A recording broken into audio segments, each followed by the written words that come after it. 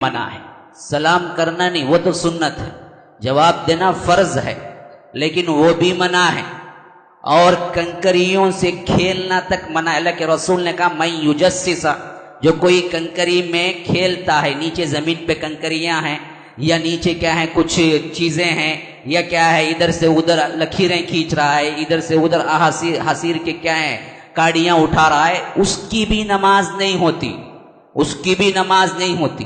بخاری میں روایت ہے کہ اذا صعید الخطیب علی المنبر فلا يتکلمن احدکم فمن تکلم فقد لغا ومن لغا فلا جمعۃ له، جو کوئی سعید ممبر پہ چڑھ جائے، ممبر پہ امام چڑھ جائے، سعید الخطیب علی المنبر، فلا يتکلمن احدکم، کوئی بات چیت نہ کرے، کوئی بات چیت اشارہ تک نہ کرے، ہاں کوئی بات چیت نہ کرے، جس نے بات کیا من تکلم فقد لغا، اس نے لغو کام کیا، ومن لغا، جس نے لغو کام کیا، بیکار کام کیا، فلا جمعۃ لہ، اس کی نماز جمعہ نہیں ہوئی۔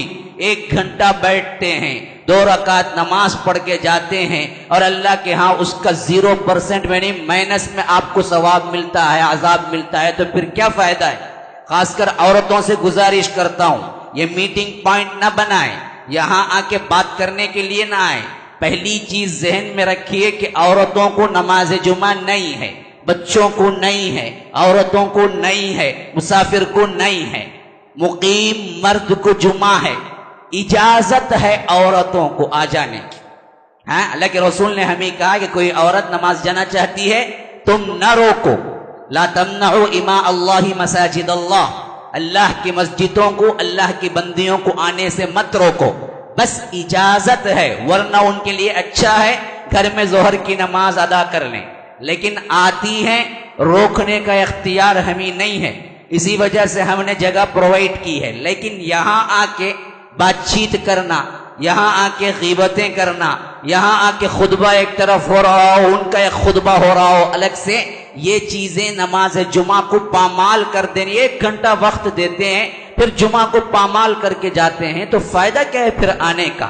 خاموشی، حتیٰ کہ اللہ کے رسول نے کہا کوئی شور کر رہا ہے، کوئی شرارت کر رہا ہے، آپ اس کو کہیں کہ خاموش رہو۔ نہی عن المنکر یہ دراصل فریضہ ہے، واجب ہے۔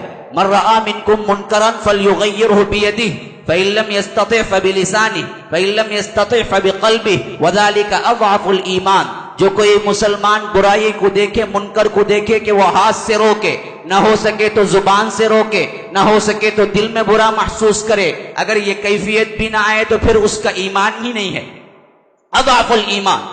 تو کسی شرارت کو، کسی منکر کو، کسی کیا ہے برائی کو دیکھے تو روکے، لیکن نماز کے خطبے میں جمعہ کے کوئی شرارت کر رہا ہو، خواہ بچہ ہی کیوں نہ ہو، آپ کہیں کہ خاموش رہو جی، تو اس کی نماز بھی گئی، اس کی نماز بھی گئی، اس نے بھی لغو کام کیا۔ ہاں اللہ کے رسول نے کہا کہ اس کو خاموش رہو کوئی بولا تو اس کی بھی نماز گئی۔ نماز جمعہ جس طرح عبادت ہے، خطبہ عبادت ہے، خطبہ یہ عام بیان نہیں ہے، خطبہ عبادت ہے اور اس کا اثر نماز پہ پڑتا ہے۔ ہمتن گوش صرف سننا ہے، حتیٰ کہ علماء نوٹ کرنے کی بھی اجازت نہیں دیتے۔ خطبہ جمعہ میں کوئی نوٹ کرتا ہے تو یہ بھی اجازت نہیں ہے، کیونکہ اس میں حرکت آتی ہے۔ اللہ کے رسول نے فرمایا کہ اس کو بغیر حرکت کے سنو، یہ ہم پر ضروری قرار دیا۔ اور اللہ کے رسول کو چھوڑ کے ایک مرتبہ صحابہ بزنس کے لیے گئے تھے تو پوری جمعہ نازل ہو گئی، وَتَرَكُوكَ قَائِمًا، اور اللہ تبارک و تعالی نے باقاعدہ حرام قرار دیا بزنس کو۔ اذا نودی للصلاة من یوم الجمعہ فاسعوا الى ذکر اللہ وذروا البیع، اب اس کے بعد ایک پائی کا بزنس خواہ تم فون پہ بیٹھ کے کرو تبھی بھی حرام ہے تمہارے لیے، اسی طرح جس طرح سود حرام ہے۔ یہ عبادت ہے، عبادت۔ نماز میں حرکات و سکنات نہیں ہو سکتے، خطبہ جمعہ میں بھی اس طرح ہمتن گوش ہونا ہے کہ وہاں اشارے، بات چیت، ہنسی مذاق، آنکھوں سے اشارہ، یہ سب چیزیں نہیں، کسی کو جگہ دینا، آؤ بولنا، سب نہیں۔ یہ سب کب ہونا؟ ممبر پہ آنے سے پہلے پہلے ہو جانا۔ ممبر پہ آنے کے بعد صرف امام کو اجازت ہے کہ وہ ضرورت کے مطابق کسی سے بات کرے، کیونکہ اللہ کے رسول صلی اللہ علیہ وسلم نے بات کی ہے. یا ضروری انتہائی کوئی نیوز دینا ہے، اگر کوئی اب نارملٹی ہو جائے تو کوئی انسان اٹھ کے کھڑا ہو کے کچھ کہہ سکتا ہے، جیسا کہ حدیث میں ہمیں ملتا ہے. اس کے علاوہ کوئی چیز نہیں کرنا چاہیے، حتیٰ کہ اشارہ ہو، حتیٰ کہ بات چیت ہو، حتیٰ کہ سلام کا جواب ہو، حتیٰ کہ جگہ بنانا ہو. آپ کو ہمتن گوش ہو کے سننا ہے. اگر نہ کرے گا تو اس کی جمعہ ثواب کی حیثیت سے خالی ہوگی.